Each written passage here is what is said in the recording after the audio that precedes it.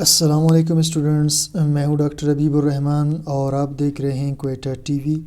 Students, आज hydrocarbons में हमने स्टार्ट करना है लेक्चर नंबर 29 को और इसमें हम पढ़ेंगे डाई सब्स्टिट्यूटेड बेंजीन डेरिवेटिव्स। यानी डाई का मतलब स्टूडेंट्स होता है दो और सब्स्टिट्यूट का मतलब होता है तबादला। यानी दो एटम्स निकलते हैं, दो हाइड्रोजन के एटम्स निकलेंगे बेंजीन के रिंग से और उसकी जगह दो नए ग्रुप्स लगेंगे। तो ऐसे कंपाउंड्स को हमने आज पढ़ना है। Di substituted benzene derivatives are of 3 types. तो भाई डाई सब्स्टिट्यूटेड बेंजीन डेरिवेटिव्स ये बेसिकली होते हैं 3 किस्म के। नंबर 1 है जी ऑर्थो और 1-2 पोजीशन। नंबर 2 है मेटा और 1-3 पोजीशन। नंबर 3 है पैरा और 1-4 पोजीशन। अब इसमें से अरे को हम समझते हैं। पहला है जी ऑर्थो और 1-2 पोजीशन। इसका मतलब क्या है? When two substituents are on adjacent carbon. Adjacent का मतलब स्टूडेंट्स होता है साथ साथ। यानी देखिए इस कार्बन और इसके साथ लगा हुआ ये कार्बन, तो साथ साथ कार्बन पे अगर दो अटैच ग्रुप्स लगे हों, साथ साथ कार्बन पे दो अटैच ग्रुप्स लगे हों, तो हम कहते हैं when two substituents are on adjacent carbon atoms. जब दो सब्स्टिट्यूएंट्स साथ साथ कार्बन एटम्स पे लगे हों तो इसको हम कहते हैं ऑर्थो और 1-2 पोजीशन। अब देखिए स्टूडेंट्स, इसके लिए आप क्या करेंगे जी, बेंजीन का रिंग बनाएंगे और उसके बाद इस कार्बन और साथ वाले कार्बन पे दो अटैच ग्रुप्स लगाएंगे। इसे हम 1-2 पोजीशन भी कहते हैं। क्यों कहते हैं? क्योंकि 1 और 2 पे दो अटैच ग्रुप्स है। या इसे हम ऑर्थो पोजीशन कहते हैं या इसे हम सिर्फ ओ लिखते हैं। अब उसके बाद स्टूडेंट्स आते हैं हम सेकंड पर, मेटा और 1-3 position. When two substituents have gap of 1 carbon atom. जब दो सब्स्टिट्यूएंट्स में देखिए जी, एक सब्स्टिट्यूएंट यहाँ लगा हुआ है और एक सब्स्टिट्यूएंट यहाँ लगा है। अब इस दोनों के अंदर अगर आप गौर करें तो एक कार्बन का गैप है, यानी इस जगह एक कार्बन का गैप है दो सब्स्टिट्यूएंट्स में। ठीक, इसे हम कहते हैं 1-3 पोजीशन। क्यों? क्योंकि 1 पे स्टूडेंट्स पहला जो है वो सब्स्टिट्यूएंट 1 पे है, फिर पोजीशन 2 खाली है और उसके बाद पोजीशन 3 पर है, तो इसे हम कहते हैं 1-2 पोजीशन या इसे मेटा भी कहते हैं और एम भी कहते हैं। इसी तरह स्टूडेंट्स पैरा और 1-4 पोजीशन की बात करते हैं। When two substituents have gap of 3 carbon atoms. Sorry students, ये 3 नहीं, ये 2 है लफ्ज़। ठीक है, ये मुझसे गलती से 3 हो गया है, ये 2 है। तो चलिए जी, when two substituents have gap of 2 carbon atoms. जब दो सब्स्टिट्यूएंट्स के बीच दो कार्बन एटम का गैप हो, जैसे स्टूडेंट्स ये पहला सब्स्टिट्यूएंट है जो कि कार्बन नंबर फ़र्ज़ करें 1 पे है, कार्बन 2 नहीं है, कार्बन 3 नहीं है, फिर कार्बन 4 पे अगला सब्स्टिट्यूएंट है। तो इसमें कितने कार्बन का गैप आया? 2 कार्बन का गैप आया। ठीक है, जब दो सब्स्टिट्यूएंट्स लगे हों और उनके बीच 2 कार्बन का गैप हो तो इसे हम 1-4 पोजीशन भी कहते हैं, क्योंकि इसमें से एक सब्स्टिट्यूएंट कार्बन नंबर 1 पर है और अगला जो है कार्बन नंबर 4 पर। इसे पैरा या पी पोजीशन भी कहते हैं। अब स्टूडेंट्स हम क्या करते हैं जी, IUPAC रूल्स पढ़ते हैं डाई सब्स्टिट्यूटेड बेंजीन के। IUPAC का मतलब है international union of pure and applied chemistry के rule. If benzene ring has 2 identical substituents.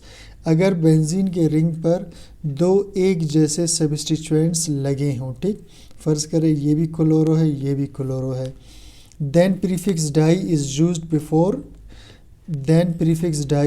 before the name of the substituent। तो prefix die को हम इस्तेमाल करेंगे नाम से पहले। तो इसी तरह स्टूडेंट्स देखिए जी, अगर यहाँ पर हमारे पास बेंजीन का स्ट्रक्चर है, ये भी बेंजीन का स्ट्रक्चर है और ये भी बेंजीन का स्ट्रक्चर है। ठीक, अब एक मिथाइल यहाँ पर लगा हुआ है, एक मिथाइल यहाँ पर, एक मिथाइल यहाँ पर, एक मिथाइल यहाँ पर, एक मिथाइल यहाँ पर और एक मिथाइल यहाँ पर। अब देखिए स्टूडेंट्स, यहाँ पर अगर आप पहला केस देखें तो 1 और 2 पोजीशन बन रहा है, फिर 1 और 3 बन रहा है, फिर उसके बाद 1 और 4 पोजीशन बन रहा है। तो इसे हम कहते हैं जी 1-2 डाई मिथाइल। ठीक, और उसके बाद इसमें हम लिखेंगे बेंजीन। इसे हम कहेंगे 1,3 डाई मिथाइल और उसके बाद हम लिखेंगे जी बेंजीन, ठीक है। और इधर हम लिखेंगे जी 1,4 डाई मिथाइल और बेंजीन, ठीक हो गया। अब स्टूडेंट्स इसका एक और नाम भी है और वो है आर्थोजाइलिन, ठीक है। जब दो CH3 स्टूडेंट्स बेंजीन पर मौजूद हो तो उसको हम कहते हैं जाइलिन कॉमन नेम के तौर पर। तो चूंकि साथ साथ कार्बन पे तो ये बनेंगे आर्थोजाइलिन। और दूसरे वाले स्ट्रक्चर को देखिए जी, इसे हम कहेंगे मेटाजाइलिन। क्या बोलेंगे इसको? मेटाजाइलिन, क्योंकि इसमें एक कार्बन का गैप आ रहा है। इसी तरह तीसरे को हम कहेंगे जी पैराजाइलिन, ठीक है, क्योंकि इसमें 2 कार्बन का गैप आ रहा है, तो इसे हम बोलेंगे पैराजाइलिन, ठीक हो गया स्टूडेंट्स। दोबारा देखिए जी, जब एक कार्बन का गैप हो, जब गैप ना हो तो इसे हम आर्थोजाइलिन बोलेंगे। जब एक कार्बन का गैप हो तो मेटाजाइलिन, और जब 2 कार्बन के गैप आ जाए तो इसे हम कहेंगे पैराजाइलिन। चलिए जी, रूल नंबर 2 पे चलते हैं। If benzene ring contains 2 different substituents, अगर बेंजीन के रिंग पे 2 अलग अलग सब्स्टिट्यूएंट्स हो, यानी ये बेंजीन का रिंग है स्टूडेंट्स, इस पे फ़र्ज़ करें इधर क्लोरो लगा है और इधर नाइट्रो लगा है, तो इस सूरत में हम इसे कैसे नाम देंगे? ठीक, the position 1 is given to the group of high priority. तो पोजीशन 1 हम देंगे उस ग्रुप को जो हाई प्रायोरिटी का हो। जो किसका हो स्टूडेंट्स? जो ग्रुप हाई प्रायोरिटी का हो। अब हाई प्रायोरिटी से स्टूडेंट्स क्या मुराद है? अब देखिए जी, यहाँ पर ग्रुप्स को priority order of different groups is as, यानी तरजीह। प्रायोरिटी के स्टूडेंट्स मतलब होता है तरजीह देना। तो तरजीह हम देंगे ग्रुप्स को इस तरह, यानी सबसे ज़्यादा तरजीह देंगे कार्बोक्सिलिक एसिड को, फिर नाइट्राइल को, फिर अल्डिहाइड को, फिर एसीटाइल को, फिर उसके बाद हाइड्रोक्साइल को, फिर अमाइनो को, फिर अल्क ऑक्सी को। ये स्टूडेंट्स इस तरह से होता है, ठीक है। अल्क ऑक्सी यानी मिथॉक्सी, इथॉक्सी, और आखिर में अल्काइल को। अब स्टूडेंट्स ये मैं आपको समझाऊंगा भी, आपको क्लियर हो जाएगा। तो चलिए जी, कुछ स्ट्रक्चर्स ड्रॉ कर लेते हैं ताकि आपको ये बात अच्छी तरह से समझ में आ जाए, ठीक है। ये बेंजीन का एक स्ट्रक्चर स्टूडेंट्स, ये बेंजीन का दूसरा स्ट्रक्चर है, और ये बेंजीन का तीसरा। अब मैं क्या करता हूँ स्टूडेंट्स, यहाँ पर मैं लगा लेता हूँ कार्बोक्सिलिक एसिड ग्रुप को, और मैं यहाँ लगा लेता हूँ अमाइनो को, और दूसरे में मैं यहाँ लगा लेता हूँ कार्बोक्सिलिक एसिड ग्रुप को, और इधर मैं लगा लेता हूँ हाइड्रोक्साइल ग्रुप को, और यहाँ पर स्टूडेंट्स मैं लगा लेता हूँ, ठीक है, ये COCH3। मैं ज़रा ऐसे स्टूडेंट्स खोल के लिखता हूँ ताकि आपको ठीक से समझ आए। यहाँ पर मैं एसिटाइल ग्रुप या एसीटो ग्रुप को लगाता हूँ, और यहाँ मैं लगाता हूँ CH3। अब इनके नाम कैसे रखेंगे स्टूडेंट्स, ठीक है। अब देखिए जी, ये 1 पर हाई प्रायोरिटी कार्बोक्सिलिक को देंगे तो इसे 1 पे कंसीडर करेंगे, फिर अमाइनो को 2 पे। देखिए स्टूडेंट्स, यहाँ पर देखिए कार्बोक्सिलिक हाई प्रायोरिटी पर आता है बनिस्बत किसके? अमाइनो के। यानी इन दोनों में से ये दोनों जब बेंजीन में आ जाएं तो फिर हम क्या करेंगे, इसको नंबर 1 कर देंगे और इसको नंबर 2। इसे कहते हैं प्रायोरिटी। तो इसका नाम क्या होगा स्टूडेंट्स? देखिए जी, 2 पे अमाइनो लगा हुआ है तो हम इसे लिखते हैं जी 2 अमाइनो, और उसके बाद बेंजीन के साथ कार्बोक्सिलिक एसिड ग्रुप है तो इसे हम बोलेंगे बेंजोइक एसिड, ठीक है, बेंजोइक एसिड। और स्टूडेंट्स दूसरा नाम क्या है? चूँकि दोनों ग्रुप साथ साथ लगे हैं तो इसे हम आर्थो अमाइनो बेंजोइक एसिड भी कहते हैं। आर्थो अमाइनो और बेंजोइक एसिड भी इसे कह सकते हैं। अब स्टूडेंट्स इसमें देखिए, हाई प्रायोरिटी का ग्रुप ये वाला है और ये सेकंड प्रायोरिटी का है। देखिए जी, कार्बोक्सिलिक हाई प्रायोरिटी पे है बनिस्बत OH के। तो हम क्या करेंगे जी, नंबरिंग हम पहला इसको देंगे 1 2 3, तो ये बनेगा 3 हाइड्रोक्सी और बेंजोइक एसिड, ठीक है, 3 हाइड्रोक्सी बेंजोइक एसिड। इनमें अब स्टूडेंट्स देखिए जी, हाई प्रायोरिटी वाला ये बन रहा है और ये लो का है, क्योंकि देखिए स्टूडेंट्स ये हाई प्रायोरिटी है बनिस्बत अल्काइल के। तो हम क्या करेंगे जी, 1 पोजीशन इसको देंगे, 2 3 4, तो 4 पे मिथाइल है, लिहाजा हम इसे लिखेंगे जी 4 मिथाइल। और बेंजीन के साथ जब एसीटो ग्रुप लगा हुआ हो, ठीक है, तो इसे कहेंगे एसीटोफिनोन। क्या कहेंगे स्टूडेंट्स इसको? हम एसीटोफिनोन। बेंजीन के साथ अगर ये ग्रुप हो तो इसे कहते हैं एसीटोफिनोन, ये वाले ग्रुप को, ठीक है। अच्छा जी, नेक्स्ट रूल पे चलते हैं जी। If benzene has two different groups without priority order, अगर बेंजीन पे दो ग्रुप स्टूडेंट्स लगे हों लेकिन उसमें प्रायोरिटी ऑर्डर ना हो, क्या मतलब है जी, मैं एक डायग्राम बनाकर आपको समझाता हूँ, ठीक है। इधर बेंजीन में लगा है क्लोरो और इधर लगा हुआ है ब्रोमो, ठीक।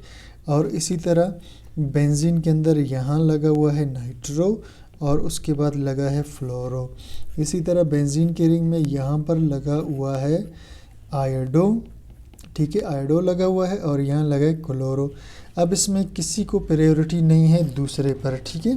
तो अब हम क्या करेंगे, देखिए जी, if benzene has two different groups without priority order, अगर बेंजीन में दो मुख्तलिफ ग्रुप हो, प्रायोरिटी ऑर्डर ना हो, then they are named in alphabetical order, तो आपने अल्फ़ाबेटिकल ऑर्डर में नाम देना है, ठीक है।